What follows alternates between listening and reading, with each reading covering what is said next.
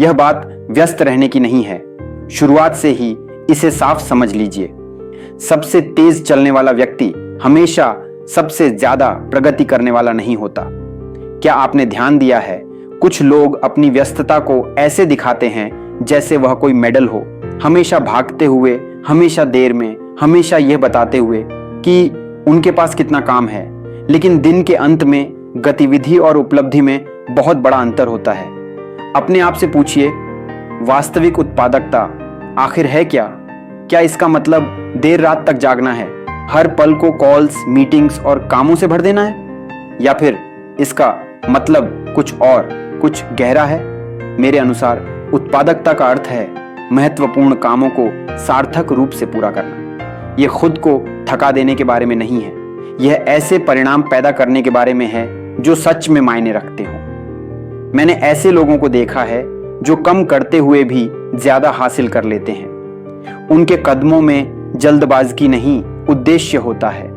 वे सोचने के लिए समय निकालते हैं, और आश्चर्य की बात यह है कि उनकी फसल उस व्यक्ति से कहीं बड़ी होती है जो बिना रुके भागता रहता है लेकिन कभी रुककर सोचता नहीं। एक उत्पादक जीवन को इस बात से नहीं मापा जाता कि आप कितने व्यस्त हैं, बल्कि इस बात से मापा जाता है कि आप अपने उद्देश्य के कितने करीब पहुंच रहे हैं। सच बताऊं, व्यस्त रहना आसान है।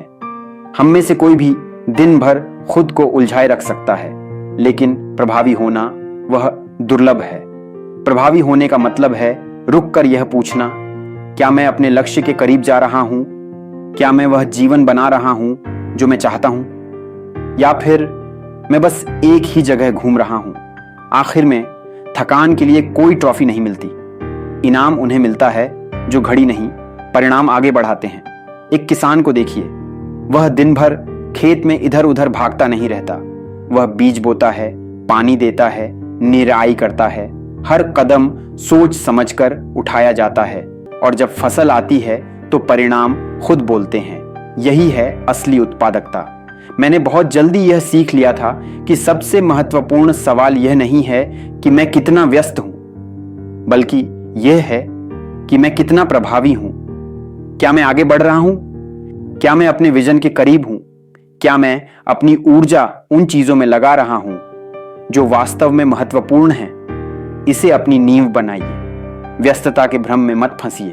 ऐसा जीवन बनाइए जो प्रगति पैदा करे। अपनी उत्पादकता को इस बात से मत आंकिए कि आपने कितना किया, बल्कि इस बात से आंकिए कि आपने अपने उद्देश्य की ओर कितना कदम बढ़ाया। हर हफ्ते के अंत में खुद से पूछिए, मैंने क्या परिणाम पैदा किए? मैंने अपना समय कहां लगाया और उसका फल क्या मिला? याद रखिए, लक्ष्य सिर्फ अपने दिनों को भरना नहीं है। लक्ष्य है ऐसा जीवन बनाना जिसका कोई अर्थ हो, जिसके परिणाम गिने जाएं। और यहीं से शुरू होता है पहला स्तंभ, दर्शन, फिलॉसफी। उत्पादकता की नींव। आप कैसे सोचते हैं वही तय करता है कि आप कैसे काम करते हैं, और आप कैसे काम करते हैं वही तय करता है कि आप क्या पैदा करते हैं। यदि सोच भ्रमित है तो कर्म बिखरे हुए होंगे। यह वैसा ही है जैसे पथरीली जमीन में बीज बोना। मेहनत तो होगी, पर फसल वैसी नहीं होगी जैसी आप चाहते हैं। अगर आप जीवन बदलना चाहते हैं तो अपनी सोच से शुरुआत कीजिए। आप समय को कैसे देखते हैं? क्या वह हमेशा कम पड़ता है, या फिर वह पर्याप्त होता है जब आप उसे सही तरह से इस्तेमाल करते हैं? मेहनत को आप क्या मानते हैं, सज्जा या सफलता का रास्ता? इन सवालों के जवाब आपकी पूरी जिंदगी की दिशा तय करते हैं। समझदार व्यक्ति हालात बदलने का इंतजार नहीं करता, वह खुद को बेहतर बनाता है। यह सोच का बदलाव है, और यही दर्शन की ताकत है। फिर आता है दूसरा स्तंभ, उद्देश्य, पर्पस। अगर दर्शन नींव है तो उद्देश्य इंजन है। उद्देश्य ही आपको सुबह उठाता है, रात तक जगाए रखता है और हर मेहनत को अर्थ देता है। जब उद्देश्य साफ होता है तो अनुशासन आसान हो जाता है।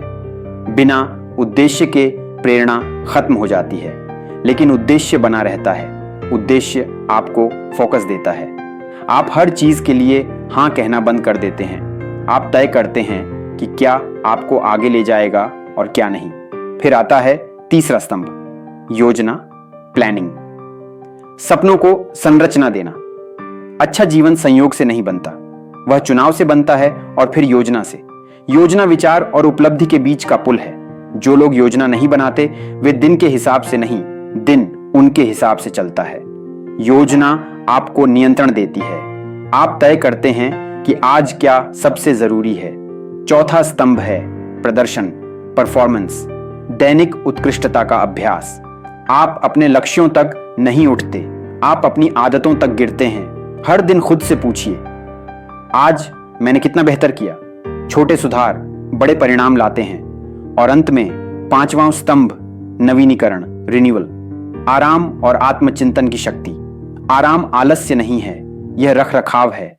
अगर आप लगातार चलते रहेंगे और कभी रुकेंगे नहीं तो ऊर्जा खत्म हो जाएगी, स्पष्टता खो जाएगी। रुकना सीखिए, सोचना सीखिए, खुद को फिर से भरिए। जब ये पांचों स्तंभ साथ खड़े होते हैं, दर्शन, उद्देश्य, योजना, प्रदर्शन और नवीनीकरण, तो जीवन सिर्फ तेज नहीं चलता, बेहतर चलता है। अंत में याद रखिए, इनाम सिर्फ आपकी उपलब्धियां नहीं है, इनाम वह इंसान है जो आप इस सफर में बनते हैं। आज के लिए बस इतना ही। कल मिलते हैं अगले लेसन के साथ। जय हिंद। तब तक आप खुश रहिए, स्वस्थ रहिए और मुस्कुराते रहिए, क्योंकि आप डिजर्व करते हैं वो हर चीज जो आप दिल से चाहते हैं।